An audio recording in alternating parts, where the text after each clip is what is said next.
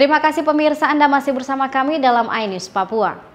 Kapolda Papua Irjen Polisi Paulus Waterpau memimpin upacara serah terima jabatan Wakapolda dan 5 perwira menengah di lingkup Polda Papua di Aula Rastra Samarama Polda Papua, Kota Jayapura pada Kamis 17 September 2020. Serah terima jabatan masing-masing di Polda Papua, yakni Yakobus Marjuki yang sebelumnya menjabat sebagai Wakapolda Papua akan menduduki jabatan baru sebagai Widya Iswara Kepolisian Utama TK1 Sespim Lemdiklat Polri dan akan digantikan Brigjen Pol Matius Devakiri yang sebelumnya menjabat sebagai Wakapolda Papua Barat.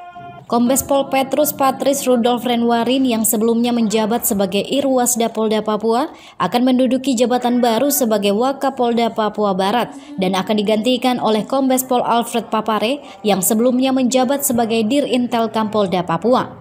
Kombes Pol Guntur Agung Supono yang sebelumnya menjabat sebagai Kabid Kum Polda Papua akan menduduki jabatan baru sebagai Dirintelkam Polda Papua dan akan digantikan oleh AKBP Dedi Sumarsono yang sebelumnya menjabat sebagai Waka SPN Polda Kalimantan Tengah. AKBP Christian Amos Akiewi yang sebelumnya menjabat sebagai Wadir Pamopfit Polda Papua akan menduduki jabatan baru sebagai Pamen Polda Papua dan akan digantikan oleh AKBP Ignatius Beni Adi Prabowo yang sebelumnya menjabat sebagai Kapolres Yahukimo Polda Papua.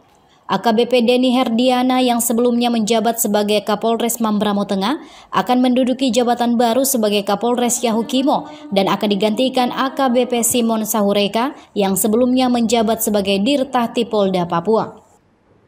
Kapolda Papua mengatakan menyadari perkembangan situasi Kamtipmas di Provinsi Papua saat ini yang semakin meningkat, khususnya di wilayah pegunungan.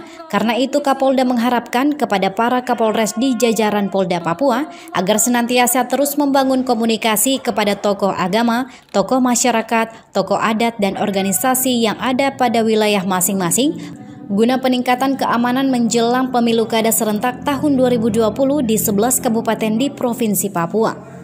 Harapannya tentu sebagai Kapolda mewakili semua perwira dan anggota dengan penyegaran ini diharapkan pejabat baru yang masuk di Polda Papua itu bisa meningkatkan semangat kerja, meningkatkan prestasi-prestasi yang ada di bidangnya masing-masing sesuai dengan tupoksi,